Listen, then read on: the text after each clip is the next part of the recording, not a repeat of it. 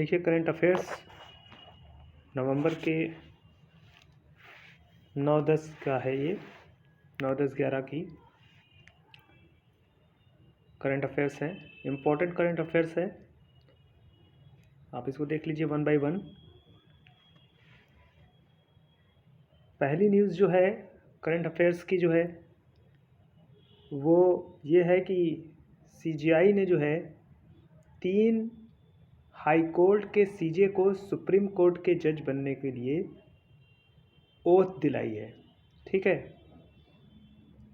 तो चंद्रचूड़ साहब ने ओथ दिलाई है 3 हाई कोर्ट के सीजे को, सुप्रीम कोर्ट के जज अब वो हो गए हैं। ठीक है, कौन कौन से सीजे 3 हाई कोर्ट के हैं?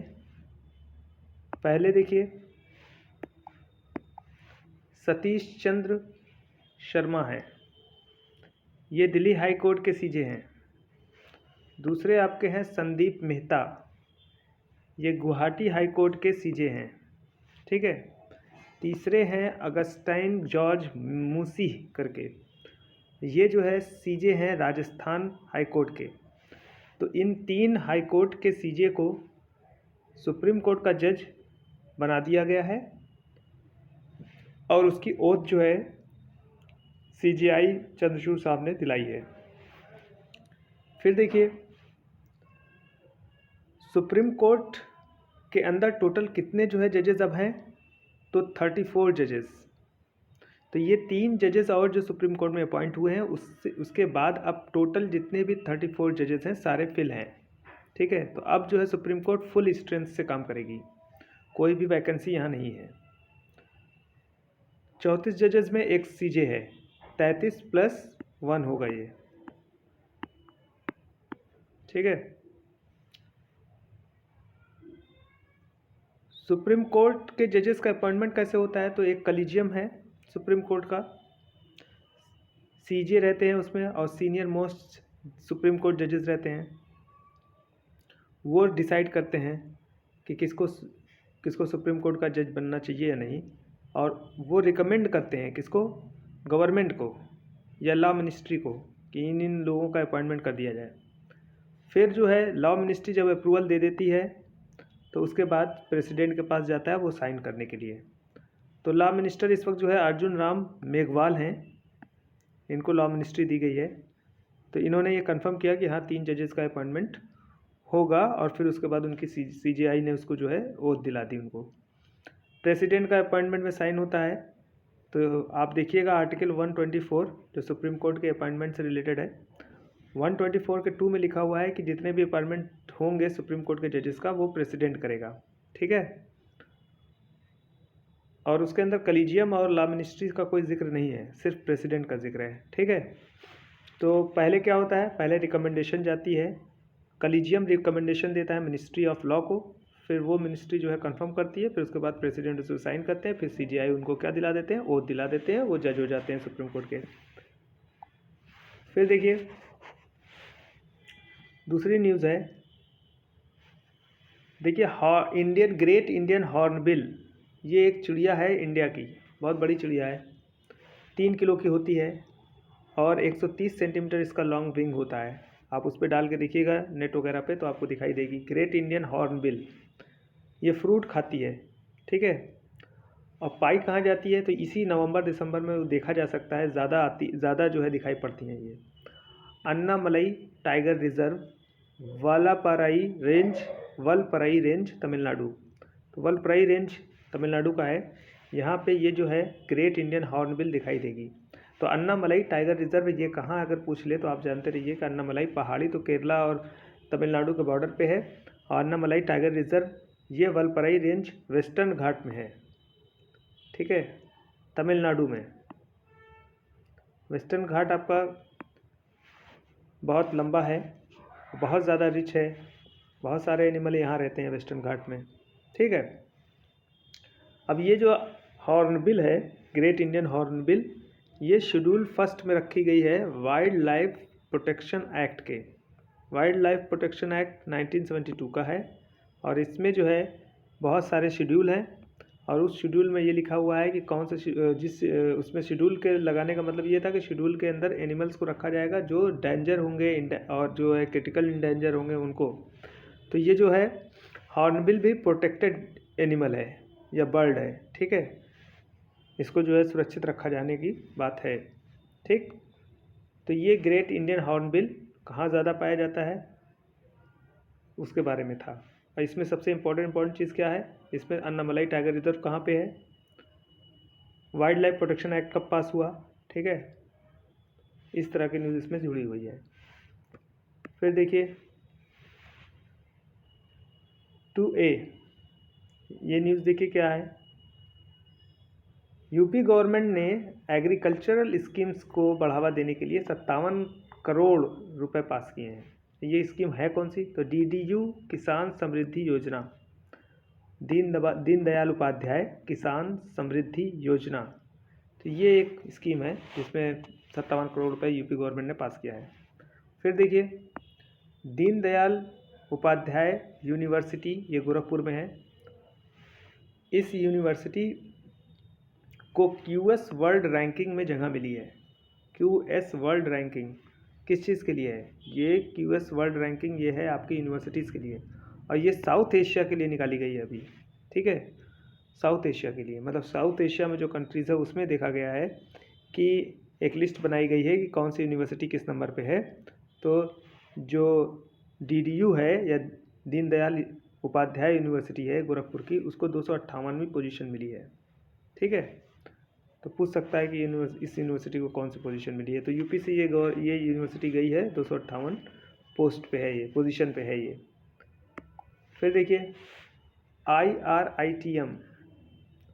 IRITM का फुल फॉर्म पहले देख लीजिए, Indian railway institute of transport management, ठीक है, Indian railway institute of transport management, मतलब रेलवे से जो सामान आता जाता है उसका मैनेजमेंट कैसे करना है, इसके लिए भी एक इंस्टीट्यूट है, लखनऊ में है ये।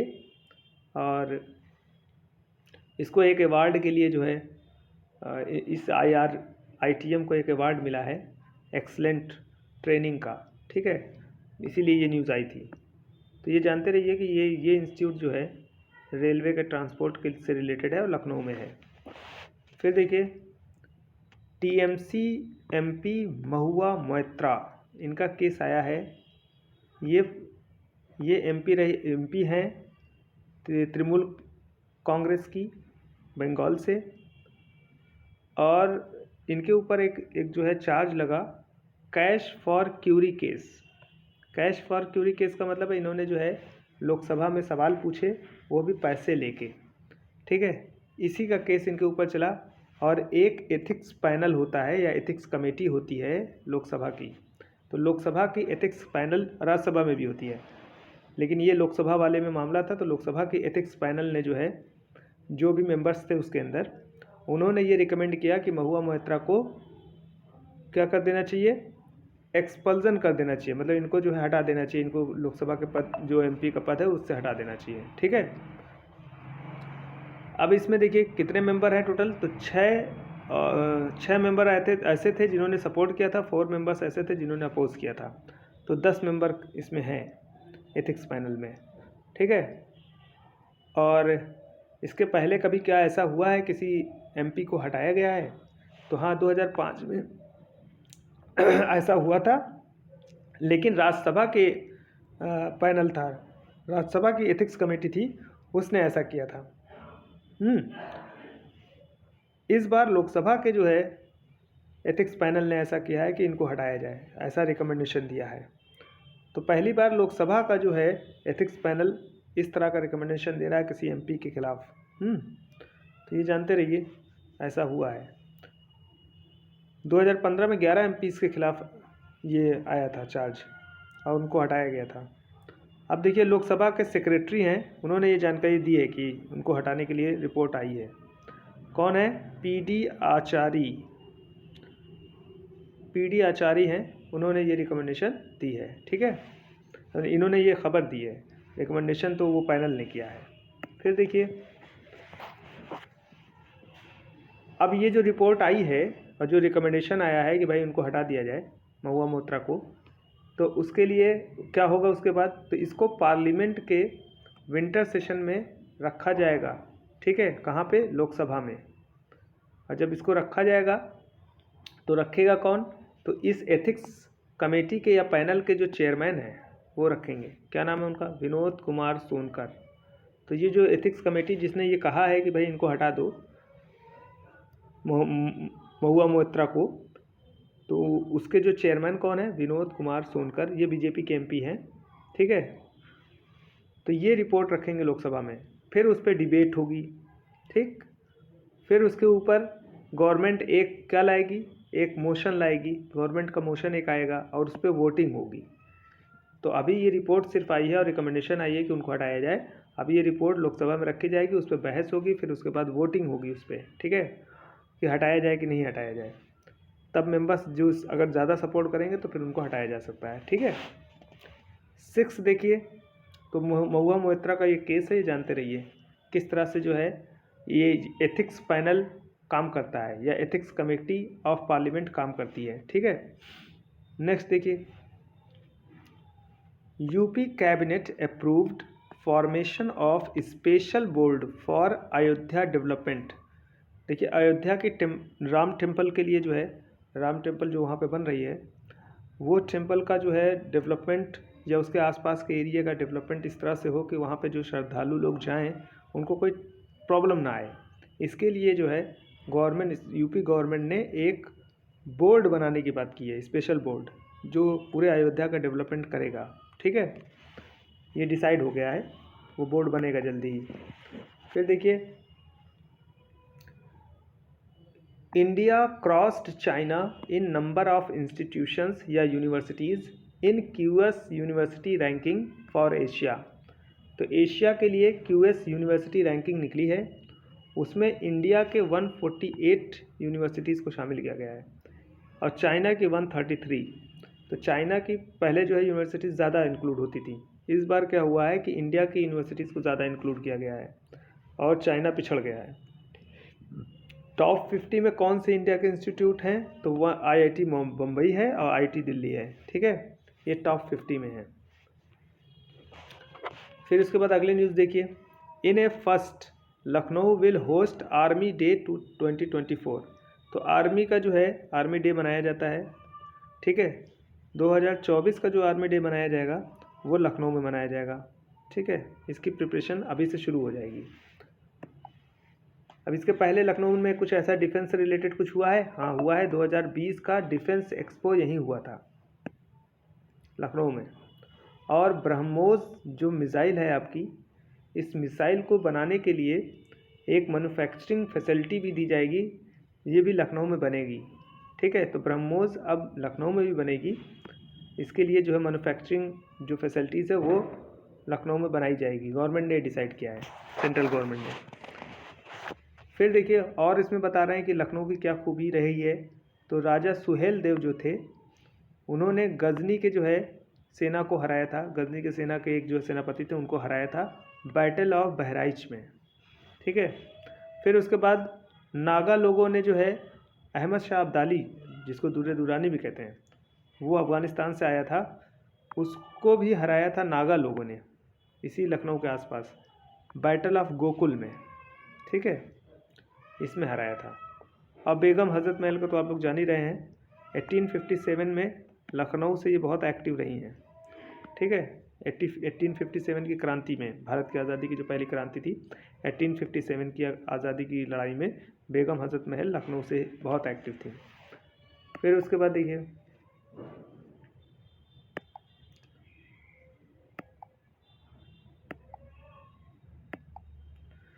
इसके बाद देखिए अगली न्यूज़ है प्रोजेक्ट क्रोकोडाइल 1975।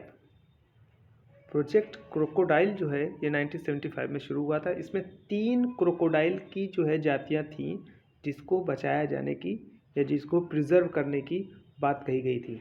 एक है घड़ियाल क्रोकोडाइल, एक था मुगेर क्रोकोडाइल, एक था साल्ट वाटर क्रोकोडाइल। इन तीनों को बचाने के लिए जो है प्रोजेक्ट क्रोकोडाइल शुरू हुआ।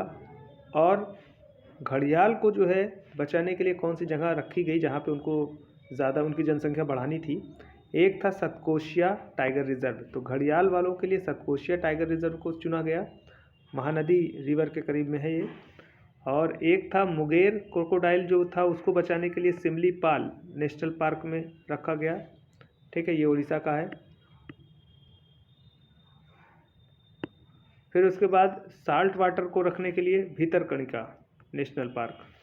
ठीक है, तो 3 नेशनल पार्क हैं जिनको जो है यूज़ किया गया टाइगर रिजर्व, टाइगर वो क्रोकोडाइल्स को बचाने के लिए। ठीक है, फिर क्या हुआ, 1992 में ये प्रोजेक्ट बंद कर दिया गया। क्यों बंद कर दिया है? क्योंकि इनकी संख्या जो थी क्रोकोडाइल्स की वो बहुत बढ़ गई।